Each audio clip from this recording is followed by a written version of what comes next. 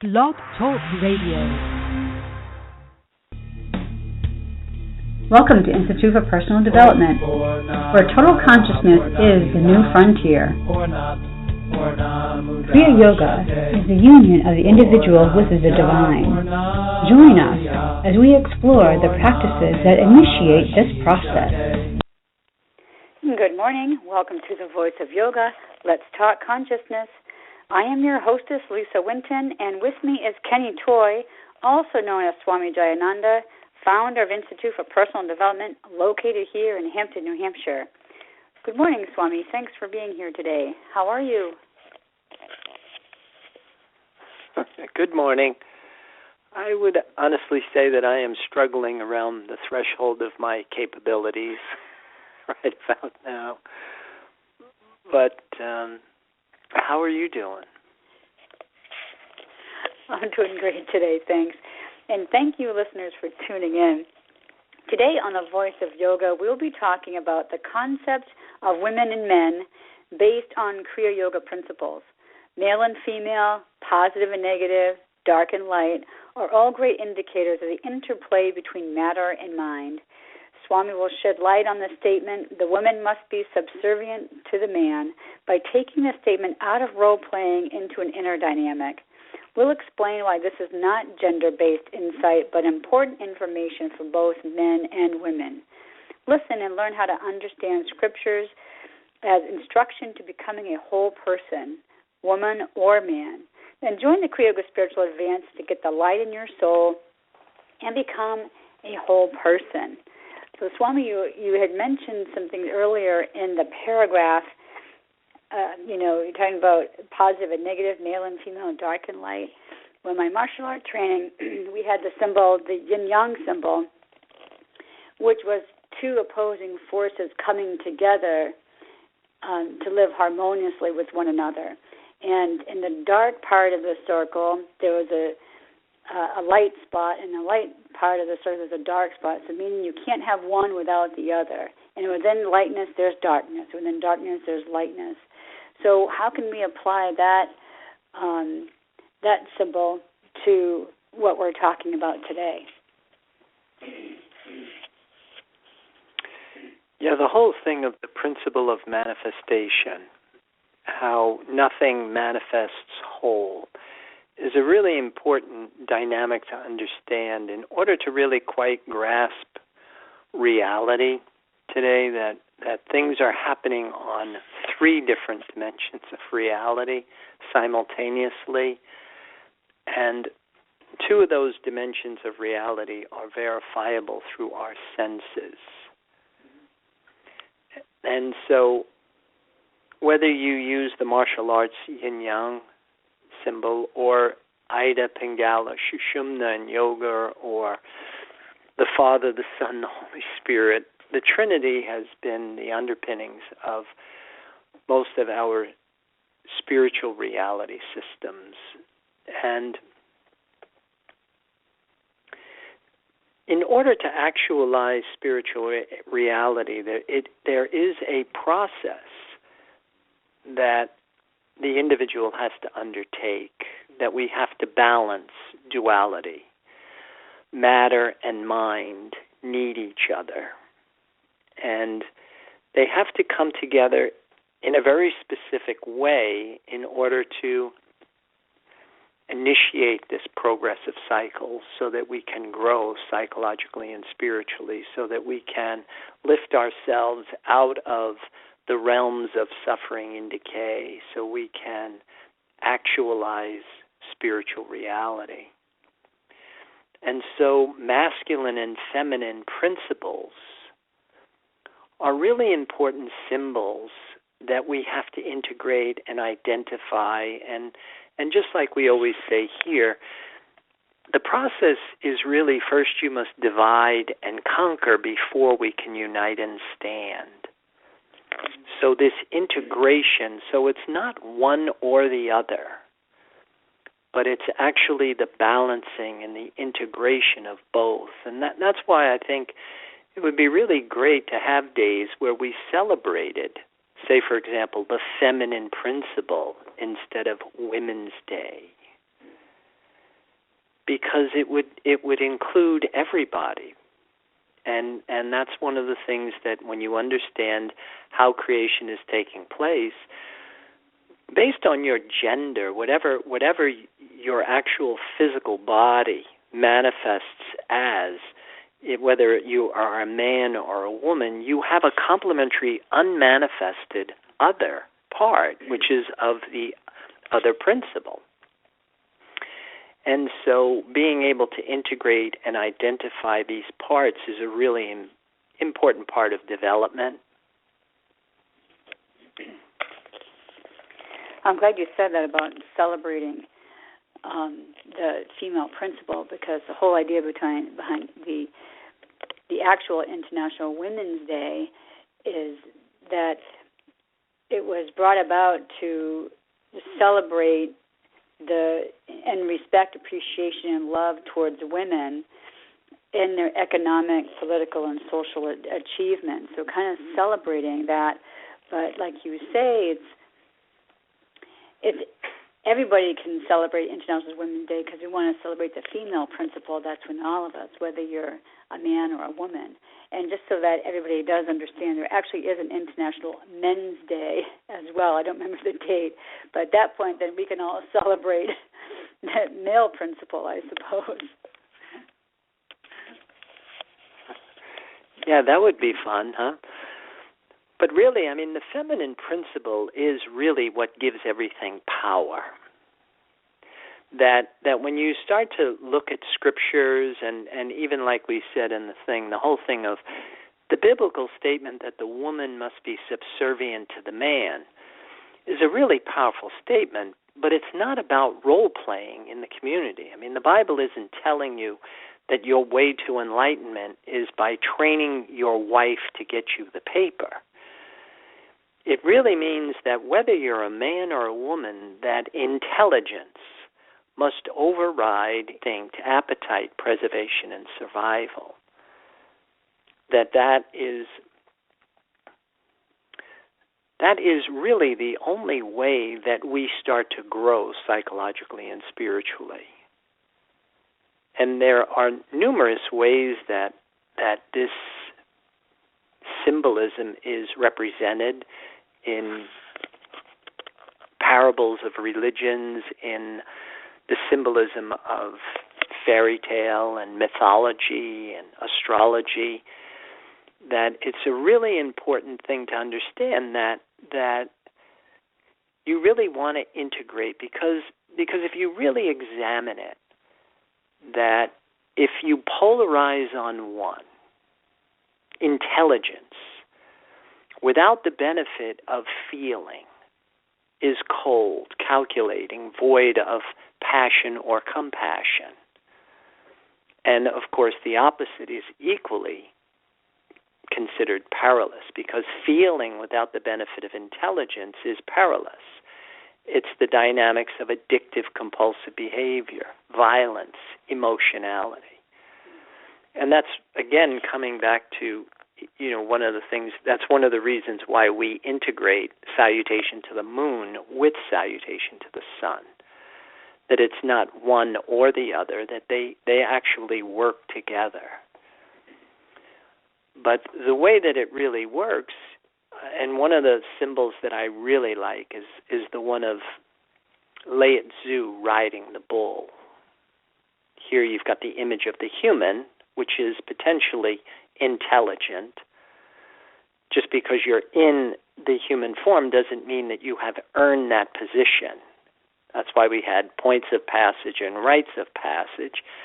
That becoming intelligent was a position we earned, but when it was above the animal, again, the human is above instinct, appetite, preservation, and survival. And I think another great representation of that was the symbolism of Jesus walking on water. Again, you've got the image of the human above the symbol for water, which is a very feminine principle. Symbolically, it is where all life comes from. And so again, you've got the image of the human above instinct, appetite, preservation, survival. You reminded me of a story that I wanted to talk about, and this is a long time ago, probably about maybe 15 years ago, maybe even more.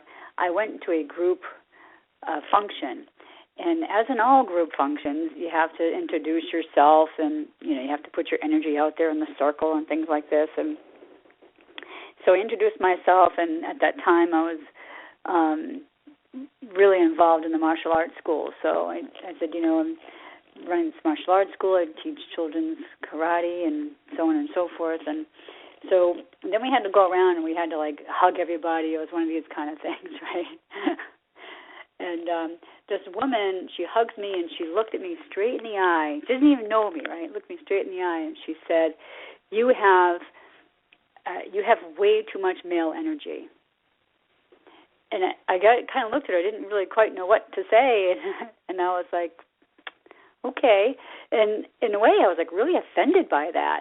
That somebody who doesn't even know me would just assume I have all this male energy. And then on the ride home, I was thinking about it. I'm like, well, maybe it's because of what I do, all the martial arts and things like that. And maybe I came across as this male energy. So I didn't really quite know what to say or think about it. Yeah, you come across things like that, and what surrounds you is within you. So it's a good barometer. If somebody gives you something like that, it brings you back to the drawing board. You turn your attention inward, you examine it, and first of all, maybe at that time you didn't even understand what that even could have implied. And once you have a better understanding of integrating masculine and feminine principles, that you don't really want to polarize on one at the expense of the other. Balance, integration. And how that plays out, is going to be very individual. So if we exhibit behaviors like, say, for example, we've always heard that the male should be the hunter-gatherer kind of role in a relationship, and the woman is supposed to be this nurturing kind of keeper of the hearth, kind of behavior. Not that necessarily, because nowadays men and women can exchange those roles, but are you saying that we should be able to apply both of those roles into our daily lives? We should all be hunter-gatherers, we should all be the nurturers of the hearth? Well, I think when you're internalizing it, I think the thing that will happen is that you will designate responsibilities so that not everybody becomes one and the same thing. That's one of the things that happens with development is that we find our unique talent, the one thing that we come in that we do better than anybody else. And once you have integrated your masculine and feminine principles, and you've got a better understanding of what your role is in the community, and also as it starts to expand into your collective purpose, that you won't have to become everything. So basically what we're just talking about is really relying on what our strengths are or what each other's strengths are. So, if I'm stronger in this area, then that maybe should be where my responsibilities should lie, and then if somebody else is stronger in these areas, they should do that. Kind of like how you would manage a staff of people in a store, because that being my experience, I'm going to put the strongest people where I think I can the collective can gain the most amount of benefit from. Just learning how to manage the people and what their strengths and weaknesses are. So I think what we're going to do is we'll pause on that thought, and we'll pause to hear a word from our sponsors. So listeners, we'll be back with you in a few moments. Om Purnamada Purnamidam Purnamudachyate. If you are looking for a Samadhi-based experience, IPD Kriya Yoga has the goods. A complete yoga program that includes the practices and the process. Starting with the separation from mother, including the labors and tasks of the hero and the return as a whole person. Practice makes perfect only when practice is whole. Kriya Yoga is a path of action, knowledge, and devotion. Samadhi, or total consciousness, is experienced by knowing and doing with devotion. Call or click now and get started. 603-929-0303 or www.ipdtransform.com. Namaste.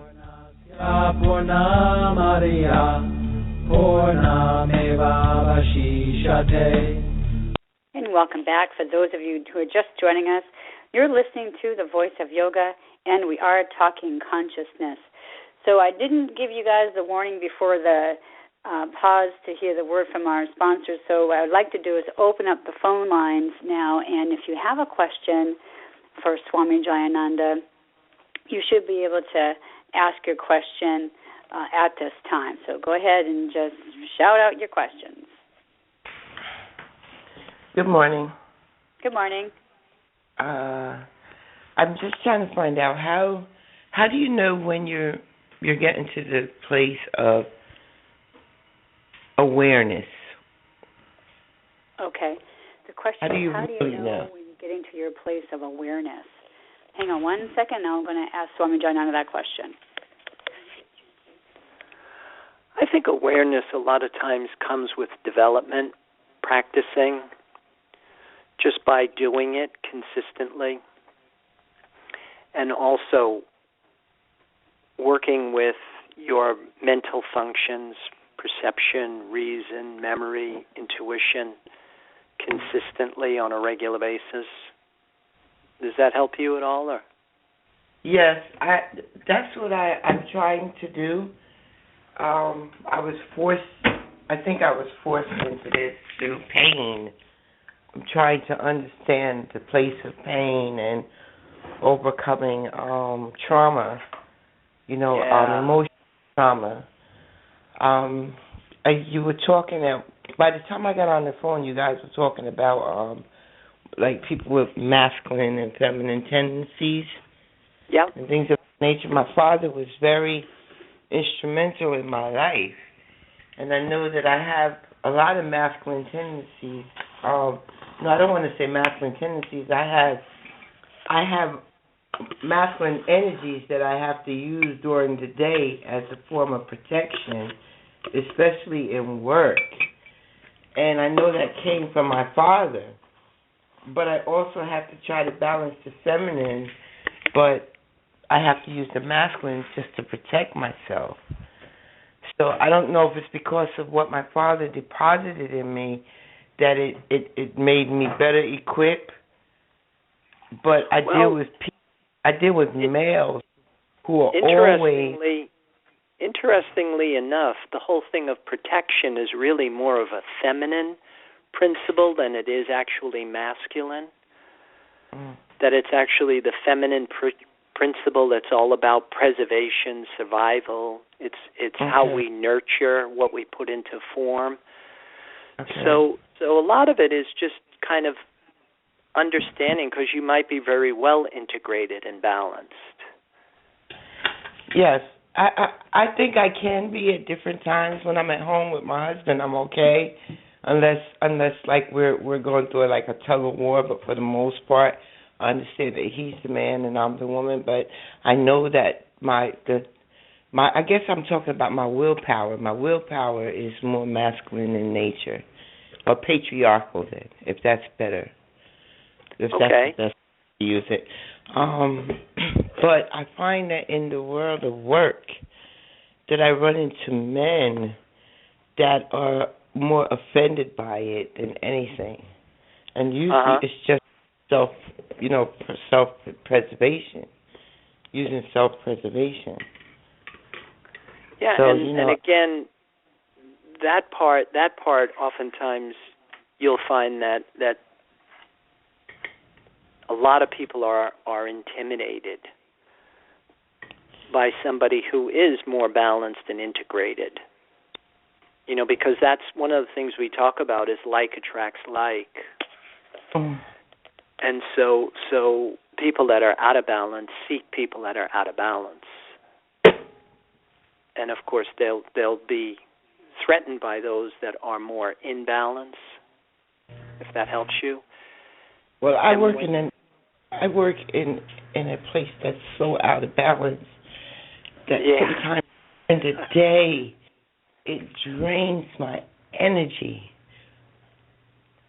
Yeah, and that part, that's where a connection to the life force prevents that, so that you're not competing for energy in the outside world, but you're actually drawing from a resource of energy that's inexhaustible.